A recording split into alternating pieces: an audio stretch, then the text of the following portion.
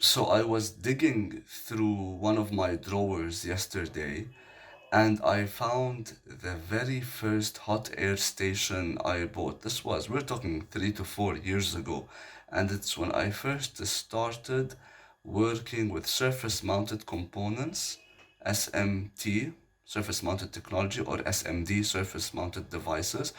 And I needed a hot air station because I started to work on the microscopic level, and this was the first one I bought. It was maybe $15. So I found it and I said, why don't I give it a tear down, share what I liked about it, what I didn't like about it, the problems I encountered. So if you're on the market to look out for one and to buy one, you can take into consideration what I'll share with you so that you can get the best quality for the best price. My philosophy normally when I want to buy equipment or tools is if it's something new, I buy an acceptable priced one, something that's within the budget. And if I find myself using it regularly and I need something that's better quality and I'm more familiar with different options and different designs, manufacturers, whatnot, I buy something that's more expensive. But if there is a tool that can do one job well and only one job, its sole purpose is to do one thing, then I will buy a good quality one because you never know when you will need it. So I bought this one at the time, now I have a better one. So I'm gonna go through it, tear it apart, see what the components were. On the outside is just a plastic jacket, and this is the Yaksun, I'm not sure how to pronounce it, SMD, surface mounted rework station. It's right there. And this is the 8032 ESD safe. ESD is for electrostatic discharge safe because, as you know, when you're working with electronics or electricity, you need to be careful about the equipment and the environment that you are working in so that there's no electrostatic discharge or straight charges that can damage the equipment. So that is ESD safe. I'm a bit skeptical of their claim, but it went well. And this was its power supply. You have the power cord, standard European power cord. This is the power converter, and it has an input of 220 volts AC at 50 hertz and an output of 15 volts AC 1 amp. I think I can harvest this because it's now a power supply. As for the hot air station, we had this clip that I used to have screwed to my old workshop, and it would clip around the neck like that. We have the on off button, and we have two wheels over here. One is for the airflow and one is for the heater. What I didn't like about this in particular is that if you wanted to cool it down or you stopped using it, you don't need it anymore and you wanted to go back into idle and turn off, you actually had to manually turn down the heat to level 1 and have the airflow on maximum so that it cools down the heating element and then turn it off. And also because my workshop was adjacent to my bedroom, even if the device was off and the power went off and on again for some reason, the motor would turn on for a period of time, like 15 seconds, and then turn off. So that wasn't the best design. And while I was using it, this is where the hot air comes out of. So the heat would travel along here, and this sleeve, which I'll take off in a bit, is connected with four screws, three screws, one, two, three screws to this plastic neck. So those screws would get hot and start melting the sleeve. So then you would get this very unstable neck, which I did not like at all. It still works, but I don't want it anymore. I'm not going to turn it on. So let's take a look at it. Let's get a screwdriver and remove this part and see what's going on inside, what's the configuration, and talk a little bit about that. So we took off the metal sleeve, and you can see it's not that high end. You have 3 screws, but like this one is a bit to the edge, so you wouldn't be able to secure this very well. If we had to take a look at the actual hot air tip, you have this piece of safety glass, thermal resistant glass, and it's chipped, obviously. I'm not a big fan of this, although it didn't matter, it didn't affect the performance of the machine. It's just interesting to see that inside. I'm not surprised. Just maybe a layer of insulation so that the metal sleeve over there doesn't experience a lot of heat. And then this is the heating element, and it plugs into here. So if I just remove this, this should be removable. It's connected to a connector. Oh, there we go. There's like that little clip inside there. I might have to reach that to the side and try to remove this clip. So this is the heating element. Managed to pull it out. I would not say I'm against this design because it will be easier to repair if it went bad, and that's if spare parts are available. But the fact that you can remove it and it's not entirely connected to everything, like hardwired, that's a good thing. So that's a pro. And this is the inside so far of the machine. Let's remove this clip. Now let's see what we can take off next. So I can confidently say that this is a sturdy build.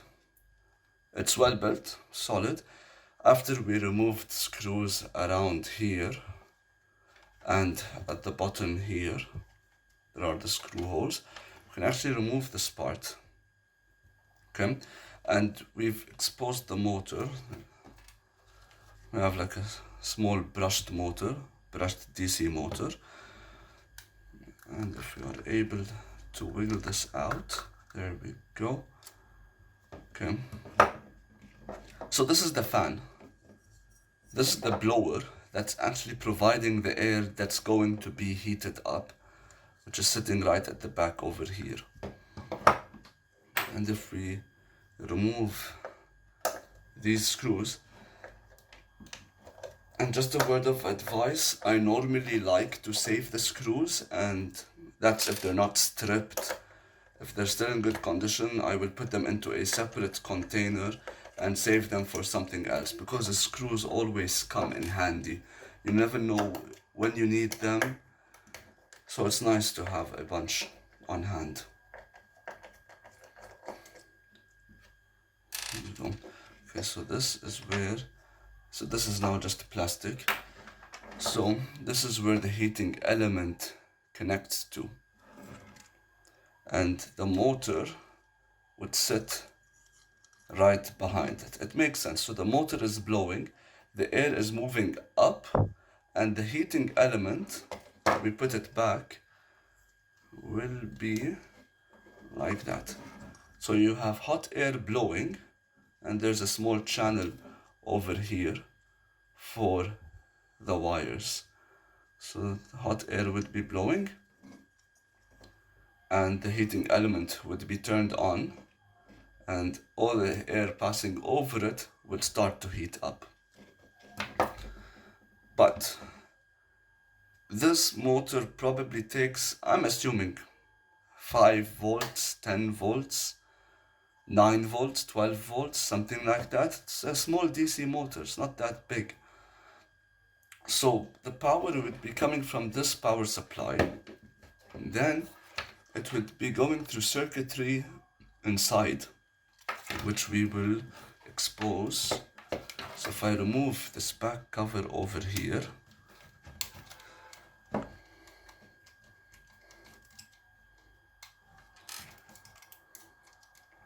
and at this point the strain relief for the wire very bad, because you don't really do strain relief with just zip ties. You need something to mechanically fasten it to the body of the device, because anyone can still pull on this, so you need something to clamp on it, and zip ties are inefficient.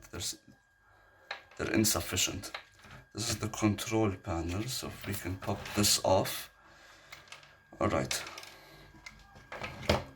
So the two wheels that will actually turn potentiometers to control heater and airspeed.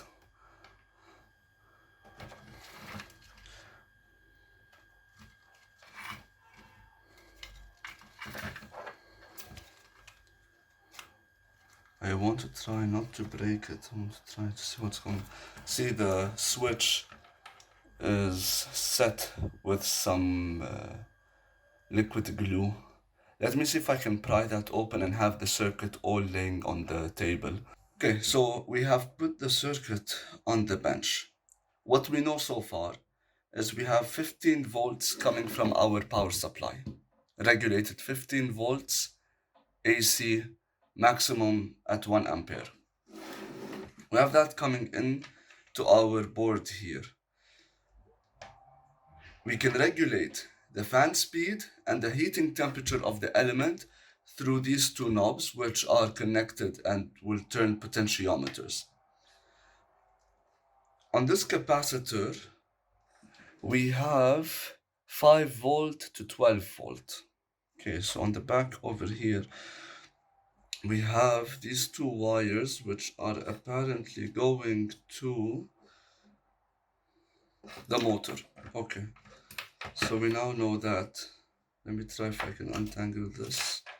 Okay, so we know the motor is going to receive 5 to 12 volts.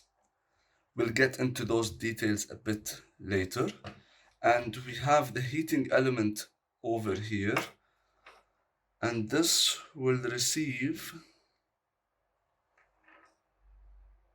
220 volts, because we have 220 volts written over here, and the heating element is connected right to the back. I'm not sure. Anyway, so apparently we might be getting 12 volts, 220 volts coming to the heating element. So I managed to hook up the heating element to the multimeter, and I want to see how much power it will draw. Not power, how much voltage, if it is indeed a matter of 220 volts AC or if it's less. So let's take a look. I'm holding the fan because it's gonna turn on. Okay, we have 14 volts. If I turn up the heat,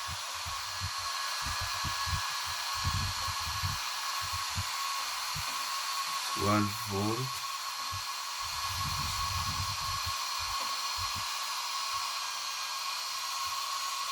Alright, there we go. Okay, it's pretty safe. 13 volts AC, it's not bad. Okay, as long as we got that out of the way. Now let's get back to business. Remove these two probes. That's done. Okay. So, that is our configuration. We have 15 volts AC in, coming in. The fan will receive 5 to 12 volts, and the heating element will receive power, and we can vary them through here. Now, how do we take 5 to 12 volts and regulate it to manage speed or intensity of how much voltage the load is receiving? So there is one thing that we can do, which is a resistor, but there will be a lot of power dissipated. Another thing we can do is something called PWM, or pulse width modulation, where we give pulses of certain duration to the resistive load in order to control its speed or how much heat it's emitting or whatnot.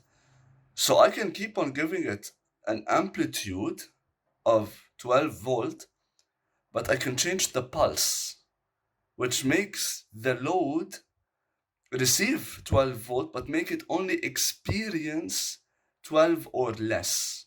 Let me show you what I'm talking about quickly. So when we talk about duty cycle, this is what I'm talking about. Forget about this part. Let me get something to cover it up. Forget about this. Okay. In all three cases, I'm going to provide 12 volts, straight up 12 volts. But what I can do is vary how much the resistive load is experiencing by turning it on and off for a certain amount of time. As a result of that, I get something called the duty cycle, which is the ratio between on and off and the total time on. Sorry, not total time on. It's a ratio of total time on versus total time off. So if we take a look at the first one, I'm taking 12 volts and I'm pulsating it, sending 12, 12, 12, 12. So it's just like I'm doing this. 12, 12, 12, 12, 12, 12, 12, 12. What the load is going to experience is 6 volts because it's the ratio of time on over the ratio of time off. So I'm dividing it by 2. So that's the duty cycle of 50% or less. If I want to make it go faster, for example, the fan to go faster, I can have it on for longer and have it off for shorter, on for longer. So then I have a 70% duty cycle. And if I keep it on, it's going to be 100% duty cycle. So over here, I'm turning it on like this. Tap, tap, tap, tap, tap, tap. 12 volts at 70% duty cycle. I'm just doing this. Tap, off, tap, off, tap, off, tap, off. And 100% duty cycle, I'm giving it 12 volts straight up. So over here, it's experiencing 6 volts. Here, it's about 7.5 to 8 volts. And over here, it's 12 volts, 100%. So this is what's going on with our fan right over here. 5 to 12 volts means maximum output is going to be 12 volts. But I'm going to vary how much time it's going to turn on and off. That's what will make it go slower or faster. Let's hook it up to the oscilloscope, only the fan, and see what's going on when we turn it on and vary the speed. Let me set it up. Okay, so we have the fan hooked up. I actually removed the propeller, the impeller on the inside because I put it face down because now it's going to turn. And we are looking at channel 1. Let's see what happens. Let's hook it up. Where's my switch? Is it on or off? I'm going to keep the switch off so that we have more control. I'm going to plug it in.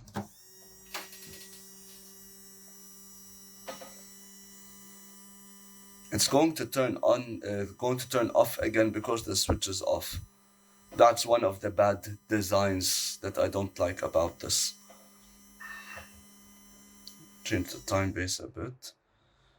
Okay. Turn it on.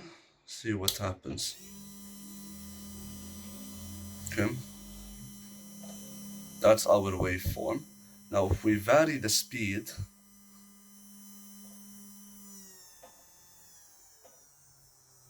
see how it's changing.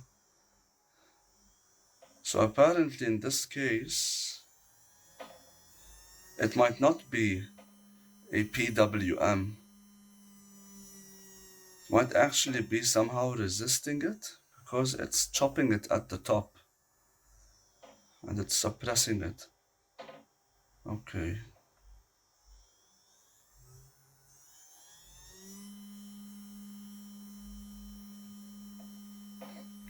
You can see over here voltage 2.2 volts.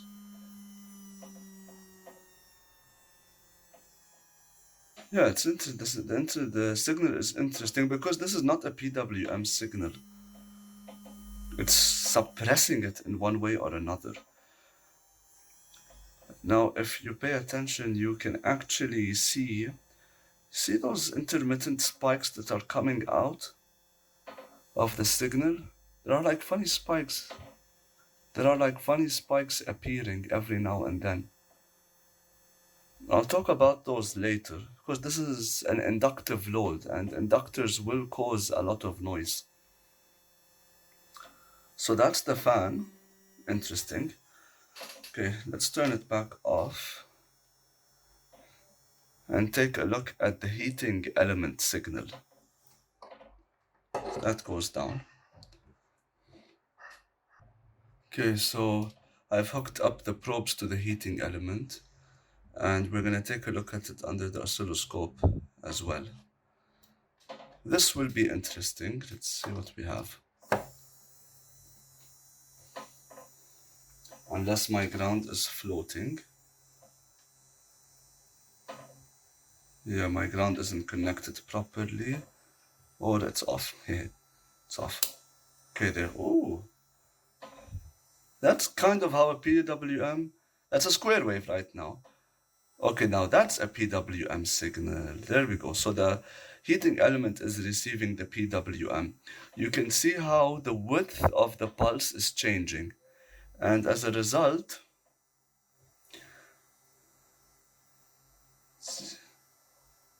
let the next peak. Yes, that's the one that's changing. All right, very nice. You can see how that the width's at maximum and the width is back at the minimum. And notice the frequency is 50 Hertz, just like the power supply.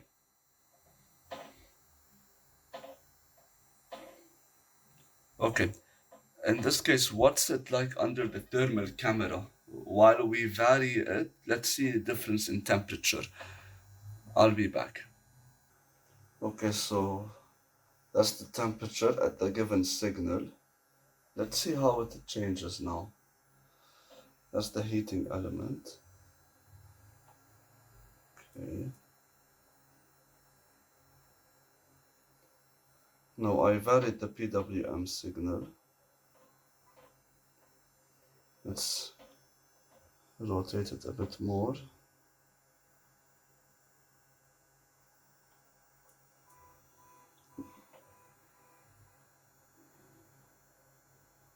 Okay.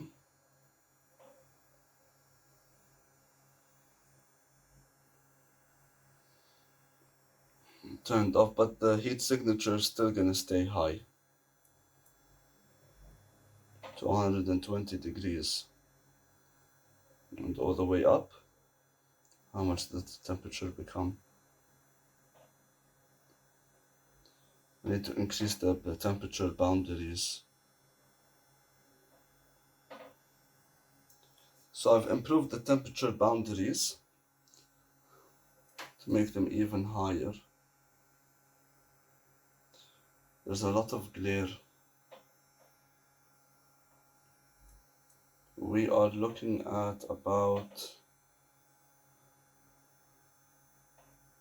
685 degrees. And when we lower it, maximum low, according to the PWM over here, it's going well below 500. Okay, that's interesting. So that's done. Okay, I actually enjoyed that. And the fan is there. We're kind of under driving it. I was actually surprised with the signal that's coming from the fan versus the signal that's coming from the heater.